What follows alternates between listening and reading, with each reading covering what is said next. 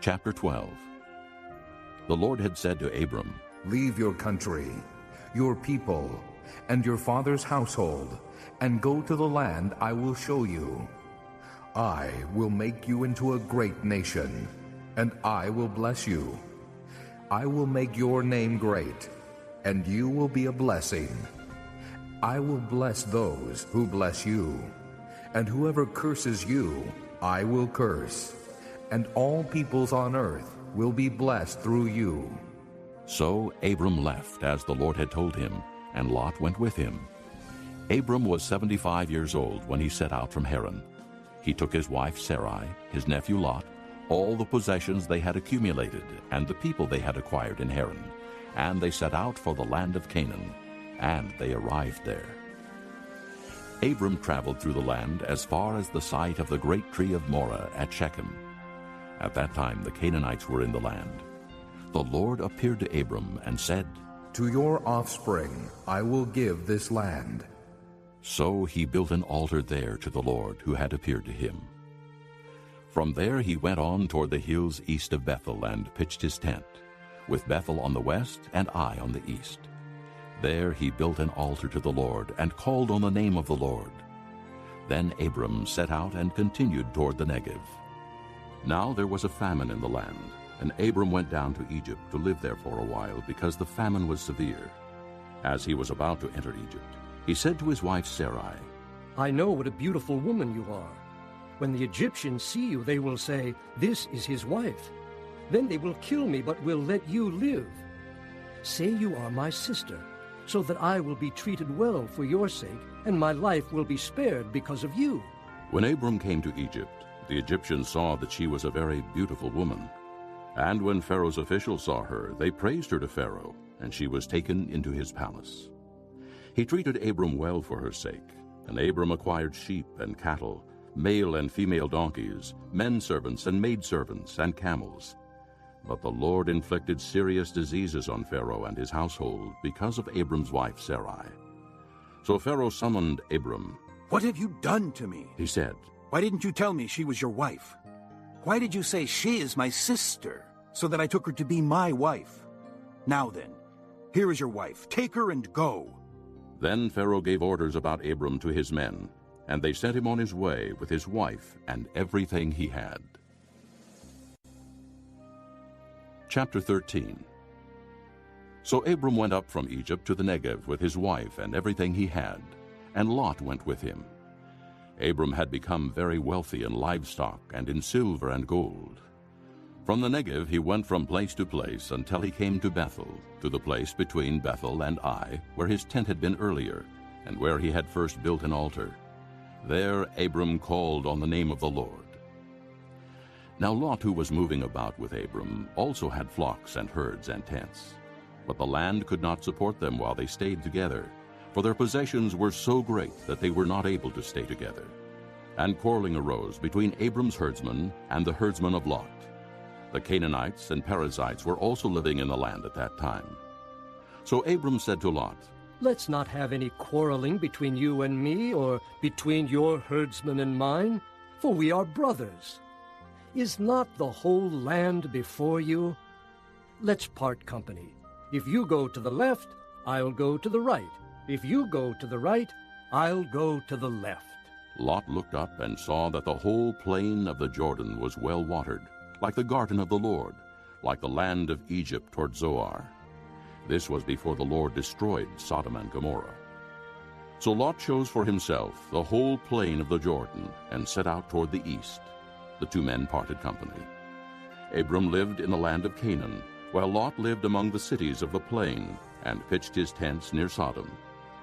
Now the men of Sodom were wicked and were sinning greatly against the Lord. The Lord said to Abram after Lot had parted from him, "Lift up your eyes from where you are, and look north and south, east and west. All the land that you see, I will give to you and your offspring forever. I will make your offspring like the dust of the earth, so that if anyone could count the dust, then your offspring could be counted. Go, walk through the length and breadth of the land, for I am giving it to you. So Abram moved his tents and went to live near the great trees of Mamre at Hebron, where he built an altar to the Lord. Chapter 14.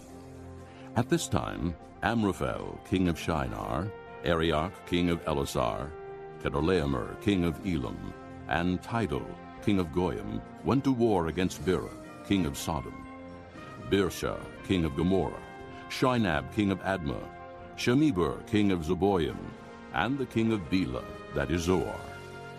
All these latter kings joined forces in the valley of Siddim, the Salt Sea. For 12 years they had been subject to Chedorlaomer, but in the 13th year they rebelled. In the 14th year, Chedorlaomer and the kings allied with him went out and defeated the Rephaites in Ashtaroth-Karnaim, the Zuzites in Ham, the Emites in Sheva-Kiriathaim, and the Horites in the hill country of Seir, as far as El-Perun near the desert. Then they turned back and went to En-Mishpat, that is Kadesh, and they conquered the whole territory of the Amalekites, as well as the Amorites, who were living in Hazazon-Tamar.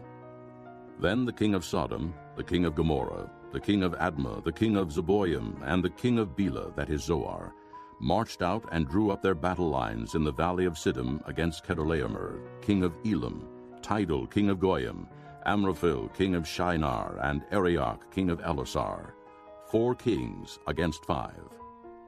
Now the valley of Siddim was full of tar pits, and when the kings of Sodom and Gomorrah fled, some of the men fell into them, and the rest fled to the hills. The 4 kings seized all the goods of Sodom and Gomorrah and all their food. Then they went away. They also carried off Abram's nephew Lot and his possessions, since he was living in Sodom. One who had escaped came and reported this to Abram the Hebrew. Now Abram was living near the great trees of Mamre the Amorite, a brother of Eshcol and Aner, all of whom were allied with Abram. When Abram heard that his relative had been taken captive, he called out the 318 trained men born in his household, and went in pursuit as far as Dan. During the night, Abram divided his men to attack them, and he routed them, pursuing them as far as Hobah, north of Damascus. He recovered all the goods and brought back his relative Lot and his possessions, together with the women and the other people. After Abram returned from defeating Chedorlaomer and the kings allied with him, the king of Sodom came out to meet him in the valley of Sheva, that is, the king's valley. Then Melchizedek, king of Salem, brought out bread and wine. He was priest of God Most High, and he blessed Abram, saying, Blessed be Abram by God Most High, creator of heaven and earth. And blessed be God Most High, who delivered your enemies into your hand. Then Abram gave him 1/10 of everything. The king of Sodom said to Abram, Give me the people, and keep the goods for yourself. But Abram said to the king of Sodom, I have raised my hand to the Lord, God Most High, creator of heaven and earth, and have taken an oath that I will accept nothing belonging to you, not even a thread or the thong of a sandal, so that you will never be able to say, I made Abram rich. I will accept nothing but what my men have eaten, and the share that belongs to the men who went with me, to Aner, Eshcol, and Mamre. Let them have their share. Chapter 15. After this, the word of the Lord came to Abram in a vision. Do not be afraid, Abram. I am your shield, your very great reward. But Abram said, O sovereign Lord, what can you give me since I remain childless, and the one who will inherit my estate is Eliezer of Damascus? And Abram said, You have given me no children, so a servant in my household will be my heir. Then the word of the Lord came to him. This man will not be your heir, but a son coming from your own body will be your heir. He took him outside and said, Look up at the heavens and count the stars, if indeed you can count them. Then he said to him, So shall your offspring be. Abram believed the Lord, and he credited it to him as righteousness. He also said to him, I am the Lord, who brought you out of Ur of the Chaldeans, to give you this land to take possession of it. But Abram said, O sovereign Lord, how can I know that I will gain possession of it? So the Lord said to him, Bring me a heifer, a goat, and a ram, each 3 years old, along with a dove and a young pigeon. Abram brought all these to him, cut them in two, and arranged the halves opposite each other. The birds, however, he did not cut in half. Then birds of prey came down on the carcasses, but Abram drove them away. As the sun was setting, Abram fell into a deep sleep, and a thick and dreadful darkness came over him. Then the Lord said to him, Know for certain that your descendants will be strangers in a country not their own, and they will be enslaved and mistreated 400 years. But I will punish the nation they serve as slaves, and afterward they will come out with great possessions.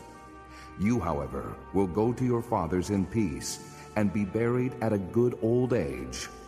In the 4th generation, your descendants will come back here, for the sin of the Amorites has not yet reached its full measure. When the sun had set and darkness had fallen, a smoking firepot with a blazing torch appeared and passed between the pieces. On that day the Lord made a covenant with Abram and said, To your descendants I give this land from the river of Egypt to the great river the Euphrates, the land of the Kenites, Kenizzites, Cadmonites, Hittites, Perizzites, Rephaites, Amorites, Canaanites, Girgashites, and Jebusites. Chapter 16. Now Sarai, Abram's wife, had borne him no children, but she had an Egyptian maidservant named Hagar. So she said to Abram, The Lord has kept me from having children. Go, sleep with my maidservant. Perhaps I can build a family through her. Abram agreed to what Sarai said. So after Abram had been living in Canaan 10 years, Sarai his wife took her Egyptian maidservant Hagar and gave her to her husband to be his wife. He slept with Hagar, and she conceived. When she knew she was pregnant, she began to despise her mistress. Then Sarai said to Abram, You are responsible for the wrong I am suffering. I put my servant in your arms, and now that she knows she is pregnant, she despises me. May the Lord judge between you and me. Your servant is in your hands. Abram said, Do with her whatever you think best. Then Sarai mistreated Hagar, so she fled from her. The angel of the Lord found Hagar near a spring in the desert. It was the spring that is beside the road to Shur. And he said, Hagar, servant of Sarai, where have you come from, and where are you going? I'm running away from my mistress Sarai. She answered. Then the angel of the Lord told her, Go back to your mistress and submit to her. The angel added, I will so increase your descendants that they will be too numerous to count. The angel of the Lord also said to her, You are now with child, and you will have a son. You shall name him Ishmael, for the Lord has heard of your misery. He will be a wild donkey of a man. His hand will be against everyone, and everyone's hand against him, and he will live in hostility toward all his brothers. She gave this name to the Lord who spoke to her. You are the God who sees me. For she said, I have now seen the one who sees me. That is why the well was called Beer Lahairoi. It is still there between Kadesh and Bered. So Hagar bore Abram a son, and Abram gave the name Ishmael to the son she had borne. Abram was 86 years old when Hagar bore him Ishmael. Chapter 17. When Abram was 99 years old, the Lord appeared to him and said, I am God Almighty. Walk before me and be blameless. I will confirm my covenant between me and you, and will greatly increase your numbers. Abram fell face down, and God said to him, As for me, this is my covenant with you. You will be the father of many nations. No longer will you be called Abram. Your name will be Abraham, for I have made you a father of many nations. I will make you very fruitful. I will make nations of you, and kings will come from you. I will establish my covenant as an everlasting covenant between me and you and your descendants after you for generations to come, to be your God and the God of your descendants after you. The whole land of Canaan, where you are now an alien, I will give as an everlasting possession to you and your descendants after you, and I will be their God. Then God said to Abraham, As for you, you must keep my covenant, you and your descendants after you, for the generations to come. This is my covenant with you and your descendants after you. The covenant you are to keep. Every male among you shall be circumcised. You are to undergo circumcision, and it will be the sign of the covenant between me and you. For the generations to come, every male among you who is 8 days old must be circumcised, including those born in your household, or bought with money from a foreigner, those who are not your offspring. Whether born in your household or bought with your money, they must be circumcised. My covenant in your flesh is to be an everlasting covenant. Any uncircumcised male who has not been circumcised in the flesh will be cut off from his people. He has broken my covenant. God also said to Abraham, As for Sarai, your wife, you are no longer to call her Sarai. Her name will be Sarah. I will bless her, and will surely give you a son by her. I will bless her so that she will be the mother of nations. Kings of peoples will come from her. Abraham fell face down. He laughed and said to himself, Will a son be born to a man 100 years old? Will Sarah bear a child at the age of 90? And Abraham said to God, If only Ishmael might live under your blessing. Then God said, Yes, but your wife Sarah will bear you a son, and you will call him Isaac. I will establish my covenant with him as an everlasting covenant for his descendants after him. And as for Ishmael, I have heard you. I will surely bless him. I will make him fruitful and will greatly increase his numbers. He will be the father of 12 rulers, and I will make him into a great nation. But my covenant I will establish with Isaac, whom Sarah will bear to you by this time next year. When he had finished speaking with Abraham, God went up from him. On that very day, Abraham took his son Ishmael and all those born in his household, or bought with his money, every male in his household, and circumcised them as God told him. Abraham was 99 years old when he was circumcised, and his son Ishmael was 13.